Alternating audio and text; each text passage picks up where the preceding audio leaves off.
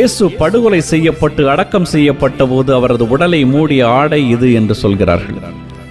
இதை புகைப்படம் எடுத்த போது இயேசுவின் உடலும் முகமும் அதில் நெகட்டிவாக பதிந்திருந்தன.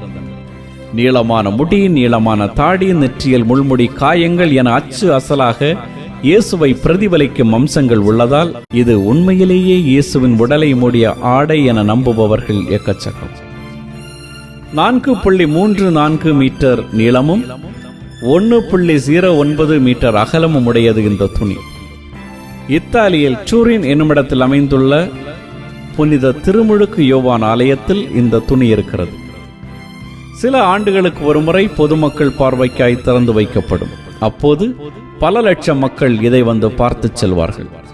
கடைசியாக 2015ஆம் ஆண்டு பார்வைக்கு வைத்தபோது வந்து பார்த்த மக்களின் எண்ணிக்கை 20 லட்சம்.